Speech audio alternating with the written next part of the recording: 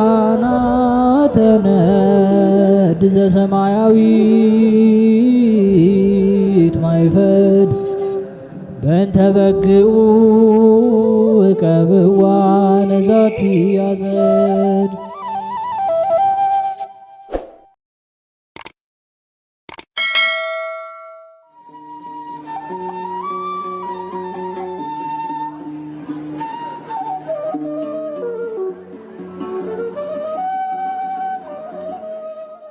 በስመ አብ ወወልድ ወመንፈስ ቅዱስ አሐዱ አምላክ አሜን። ሰላም እንደምን ቆያችሁን ውድ የሊቃናት ሚዲያ ቤተሰቦቻችን፣ አሜን። የእግዚአብሔር ስሙ ከዘላለም እስከ ዘላለም የከበረ የተመሰገነ ይሁን። በዛሬው ዕለት ይዘንላችሁ የቀረብነው መጋቢት 27 የሚነበብ ስንክሳር ሲሆን ለዚህ ቻናል አዲስ የሆናችሁ እህት ወንድሞቻችን ይህንን ቻናል ሰብስክራይብ በማድረግ ቤተሰብ እንድትሆኑና እንዲሁም እኛንም እንድታበረታቱን በእግዚአብሔር ስም እንጠይቃለን። ወደ ቪዲዮ እንሂድ። መልካም ጊዜ። የታላቁ የአባ መቃርስ ዕረፍት። መጋቢት 27 በዚች ቀን በገዳም ለሚፈጸም ተጋድሎ ፋና የሆነ በአስቄጥስ ገዳም ለሚኖሩ መነኮሳት ሁሉ አባት የሆነ የከበረ አባት ታላቁ አባ መቃርስ አረፈ። ይህም የከበረ አባት በግብጽ ደቡብ መኖፍ ከሚባል አውራጃ ሳሱይር ከሚባል መንደር ከሚኖሩ ሰዎች ወገን ነው። ወላጆቹም ደጎች እውነተኞች ነበሩ። አባቱ አብርሃም እናቱም ሳራ ይባላሉ።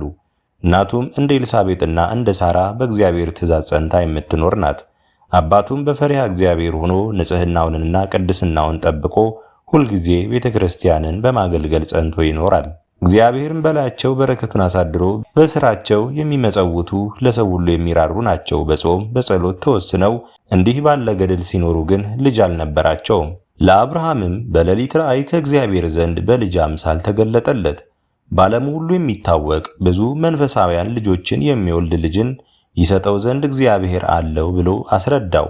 ከዚህም በኋላ ይህን የከበረ ልጅ መቃርዮስን እግዚአብሔር ሰጠው። ትርጓሜውም ብፁዕ ማለት ነው። በላዩም የእግዚአብሔር ጸጋ አደረበት። ለወላጆቹም ይታዘዝና ያገለግል ነበር። ሊያጋቡትም አሰቡ። እርሱ ግን አይሻም ነበር። ፍቃዳቸውን ይፈጽም ዘንድ ግድ ብለው አጋቡት። ወደ ሙሽራይቱም በገባ ጊዜ ራሱን እንደታመመ ሰው አደረገ። እንዲህም ሆኖ ብዙ ቀን ኖረ። ከዚያም በኋላ አባቱን ተወኝ፣ ወደ ገዳም ልሂድ፣ ከበሽታዬ ጥቂት ጤና ባገኝ አለው። እግዚአብሔር ወደሚወደው ሥራ ይመራው ዘንድ ሁልጊዜ በጾምና በጸሎት ሆኖ ይለምነው ነበር። ከዚህም በኋላ ወደ አስቄጥስ በረሃ ሄደ። ከበረሃውም በገባ ጊዜ ራእይን አየ። 6 ክንፍ ያለው ኪሩብ እጅና እግሩን ይዞ ወደ ተራራ ላይ እንደሚያወጣውና የአስቄጥስን በረሃ ምስራቋን፣ ምዕራቧን የዚያችን በረሃ 4 ማዕዘኗን አሳይቶ እነሆ ይህች በረሃ መላዋን ላንተና ለልጆችህ ርስት አድርጎ እግዚአብሔር ሰጥቷል አለው። ከበረሃውም በተመለሰ ጊዜ ያች ብላቴና ታማ አገኛት። ጥቂት ቆይታ ወዲያው በድንግልናዋ እንዳለች አረፈች። የክብር ባለቤት እግዚአብሔርንም አመሰገነው። ከጥቂት ቀኖችም በኋላ እናት አባቱ አረፉ። የተወለትንም ገንዘብ በሙሉ ለድሆችና ለጦም አዳሪዎች ሰጠ። የሳይሱር ሰዎች ግን እውነተኛነቱን ቅድስናውን አይተው ቅስና አሾሙት። ከከተማውም ውጭ ቤት ሰሩለት። ሥጋውንና ደሙን ይቀበሉ ዘንድ ወደ እርሱ ይሄዱ ነበር። በዚያች ሀገርም አንዲት ድንግል ብላቴና ነበረች። ከአንድ ጎልማሳ ጋርም አመንዝራ ጸነሰች። ጎልማሳውም አባትሽ ድንግልናሽን ማን አጠፋው ብሎ ሲጠይቅሽ መቃርስ የሚባለው ባህታዊ ቄስ እርሱ ስለደፈረኝ ነው በዩ ብሎ መከራት። ጽንሷን በታወቀ ጊዜ አባቷ ይህን አሳፋሪ ሥራ በአንቺ ላይ የሰራብሽ ማን ነው ብሎ ጠየቃት። እርሷም በአንዲት ቀን መቃርስ ወደሚባለው ቄስ ሄጄ ሳለሁ በኃይል ይዞኝ ከእኔ ጋር ተኛ፣ ስለዚህ ከእርሱ ጸነስኩ ብላ መለሰችለት። ወላጆቿና ቤተሰቦቿም በሰሙ ጊዜ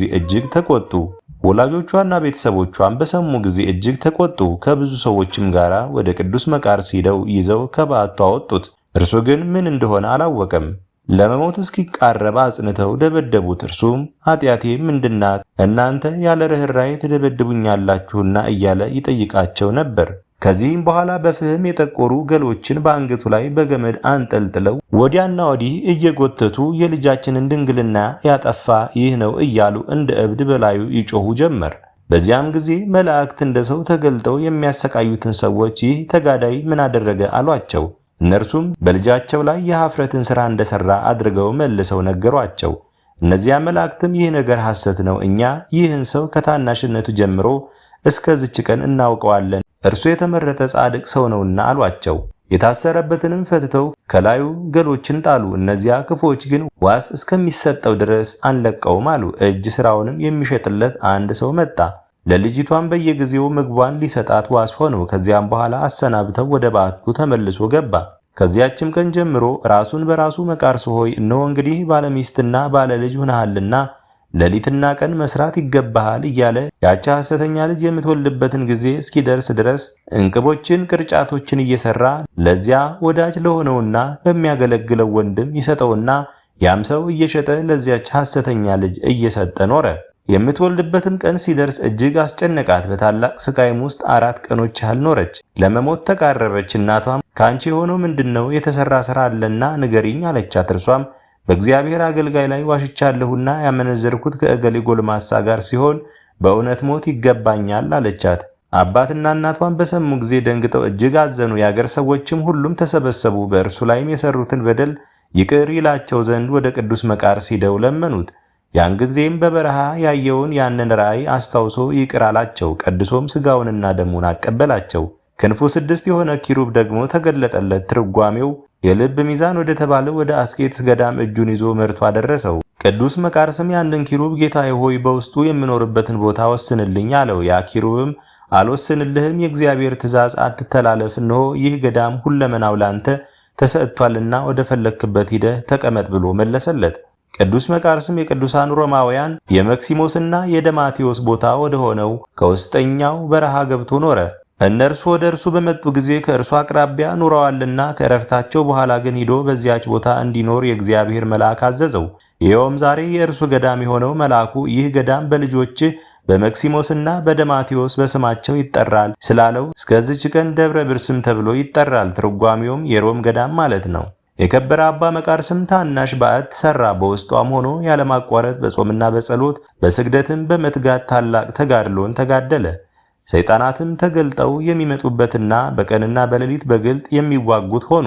በጾምና በጸሎት ሲጋደል ሰይጣናት እየተዋጉት እረፍትን ስላላገኘ በልቡ አሰበ። በዓለም ውስጥ ሳለው የቅዱስ አባ እንጦንዮስን ዜና ሰምቻለሁ። የምንኩስናን ሥርዓት ያስተምረኝና ይመራኝ ዘንድ ተነስቼ ወደ እርሱ ልሂድ። የረከሱ ሰይጣናት የመከሩትን ምክራቸውን እገለብጥ ዘንድ እርሱ ዕውቀትንና ማስተዋልን ይሰጠኛልና አለ። ያን ጊዜም ተነስቶ ጸሎት አድርጎ ወደ አረጋዊ አባ እንጦንዮስ ዘንድ እስከሚደርስ ወደ ምስራቅ አቅጣጫ ተጓዘ። አባ እንጦንዮስም ከሩቅ ባየው ጊዜ እነሆ ተንኮል፣ ሽንገላ የሌለበት እስራኤላዊ አለው። በታላቅ ደስታ ተቀብሎ ሳመው። አባት ለልጁ እንደሚገልጥ ሐሳቡን ሁሉ ገለጠለት። ይህ አረጋዊ አባ እንጦንዮስም የመቃርስን ራሱን ስሞ ልጄ ሆይ በዮናኒ ቋንቋ እንደ ስምህ ትርጓሜ አንተ ብፁዕ ትባላለህ። ሥራህና ወደ እኔ መምጣትህን ፈጣሪ እግዚአብሔር ገልጦልኛልና ስለዚህም መምጣትህን የምጠባበቅ ሆንኩ አለው። ከዚህም በኋላ ለአባ መቃርስ የከበረች የምንኩስናን ሥርዓት ሁሉ አስተማረው። መሰራቱ በሚገባ በብዙ ነገርም አጸናው። ሰይጣናት የሚዋጉት መሆናቸውን እነርሱ በስውር በፈቲው ጦር እንዲሁም ጥፋት በሆኑ ሥራዎች ሁሉ ይዋጉህ ዘንድ አላቸው። አንተ ፍጹም ልትሆን አንተም እስከ ሞት ድረስ ታግሰ አሁንም እግዚአብሔር ወደ ወሰነልህ ቦታ ሂድ፣ ሥራህን እየሰራህ በውስጡ ታገስ ብሎ ገለጠለት። ከአባ እንጦንዮስ ዘንድ የምንኩስናን ሥርዓት እየተማረ ጥቂት ቀኖች ከኖረ በኋላ ከተባረከ ኤጲስቆጶስ ከአባ ሰራቢዮን ጋር በተማራቸው ሕያዋን በሚያደርጉ ትምህርቶችና ሥርዓቶች ፈጽሞ ደስ እያለው ወደ ቦታው ተመለሰ። አባ መቃርስም በአባቴ በአባ እንጦንዮስ ዘንድ በነበርኩባቸው ቀኖች ሲተኛ ከቶ አላየሁትም አለ። አባ መቃርስም በምንኩስና ሥርዓት ተጠምዶ እየተጋደለ ብዙ ቀን ኖረ። ያ ኪሩብም በግልጽ ይጎበኘው ነበር። በአንዲት ቀንም እንዲህ የሚል ቃል ከሰማይ ሰማ። ቃሌንና ትእዛዜን ሰምተህ ወደዚህ መጥተህ በዚህ ቦታ ውስጥ ስለኖርክ እነሆ ቁጥር የሌላቸውን የብዙ ወገኖችን ከነገዶች፣ ከሀገሮች፣ በቋንቋ ከተለያዩ ሕዝቦች እሰበስባለሁ። እነርሱም በዚህ ቦታ ያገለግሉኛል፣ የከበረ ስሜንም ያመሰግናሉ። በበጎ ሥራቸውና ትሩፋታቸው ደስ ያሰኙኛል።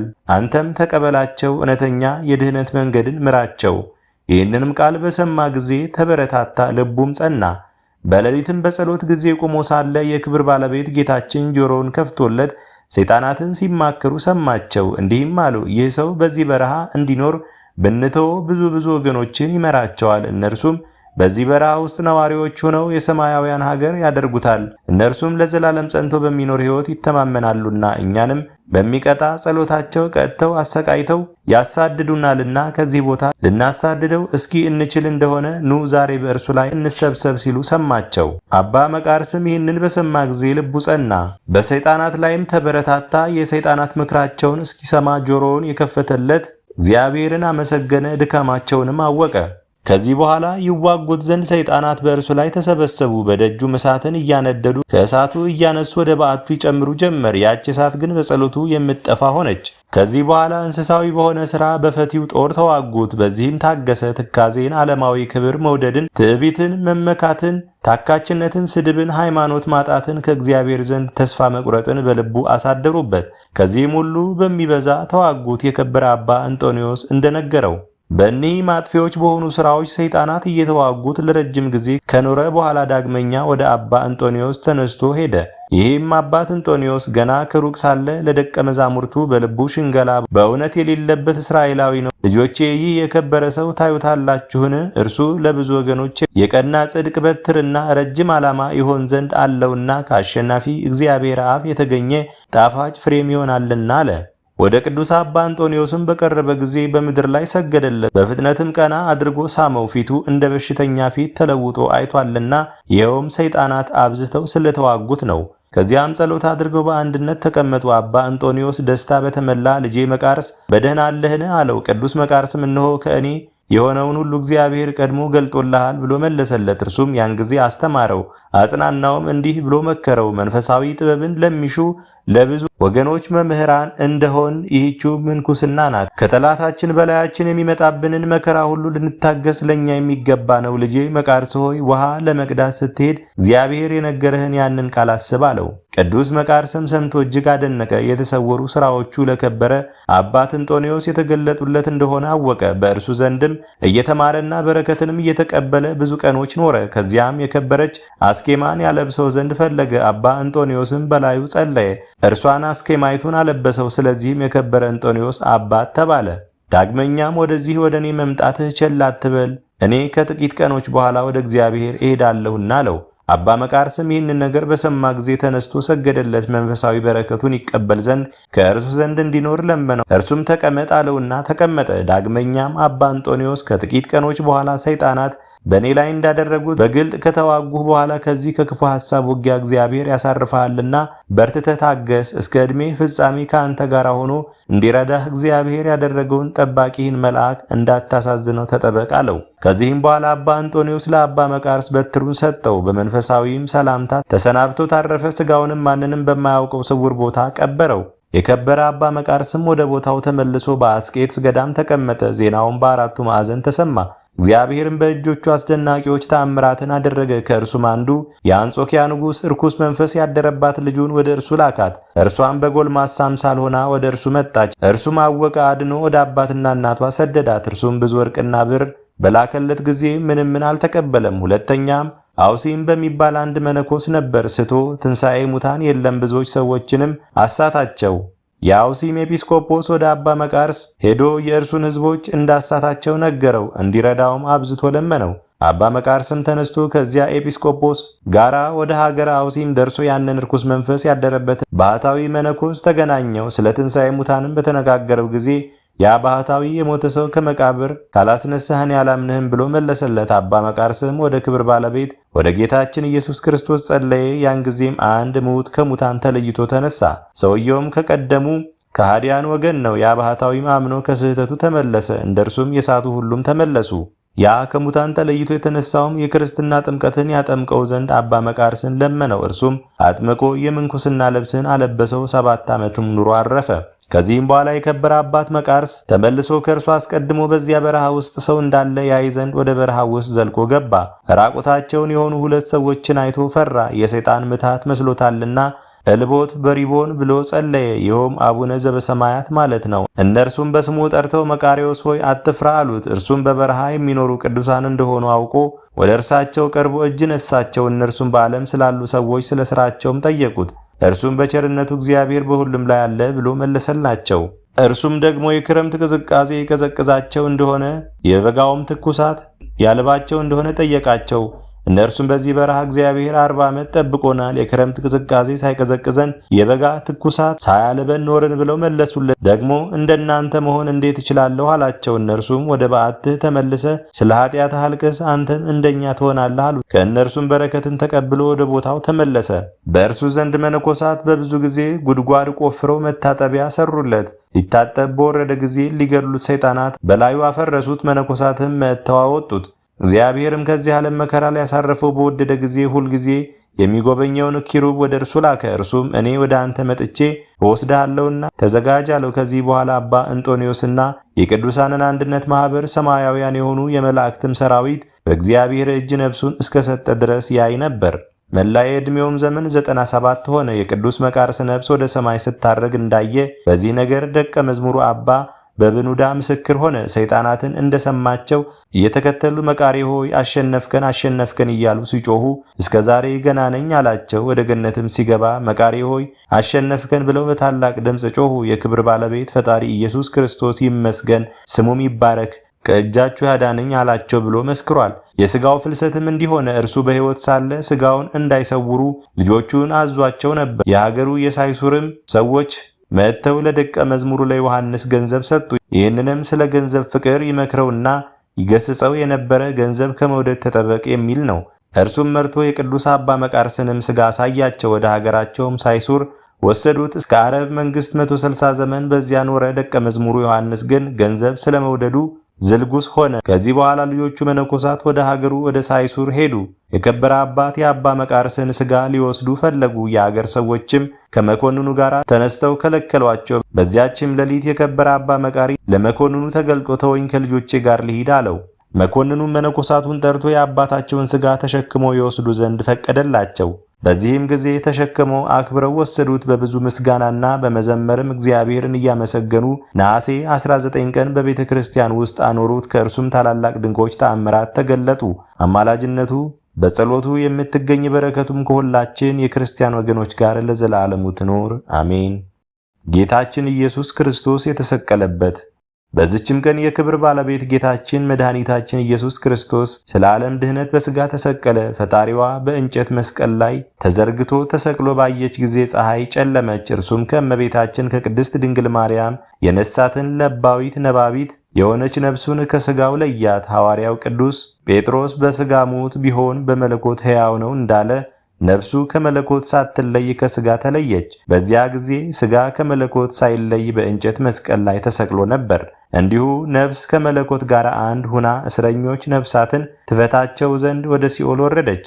እርሱም ከሰማያት በላይ ከፍ ከፍ ያለ ልዑል ባሕሪ ከአብ ከመንፈስ ቅዱስ ጋር በጌትነቱ ዙፋን ተቀምጦ ያለ ለእርሱም ምስጋና የክብር ክብር ገንዘቡ የሆነ ራሱን ሰውቶ ያዳነን የመንግሥቱን ደጆች በፈሳሽ ደሙ የከፈተልን ለእርሱ ስግደት አምልኮት ይገባዋል ለዘላለሙ። የመስቀሉ በረከት በላያችን ይደር አሜን።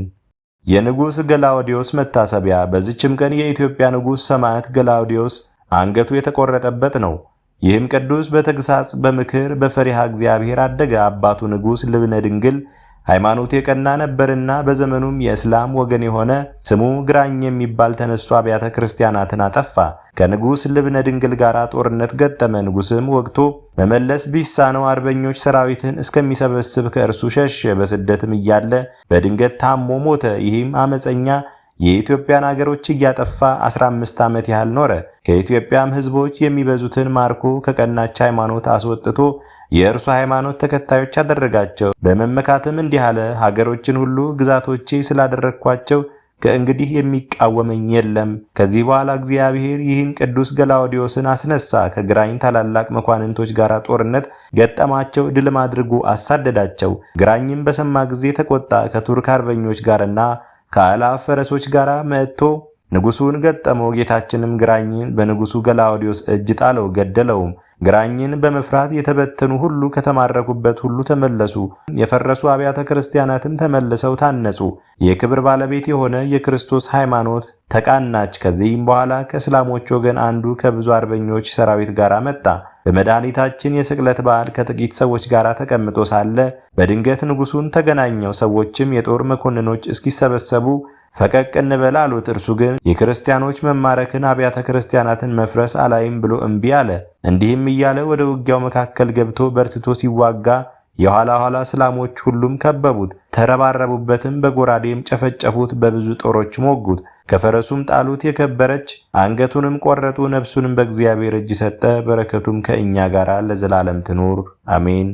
አስጀምሮ ላስፈጸመን ለልዑል እግዚአብሔር ክብር ምስጋና ይሁን መቼም መች ለዘላለሙ አሜን። ውድ የሊቃናት ሚዲያ ቤተሰቦቻችን መጋቢት 27 የሚነበብ ስንክሳር ወደ እናንተ አቀረብን። ይህን ይመስል ነበር።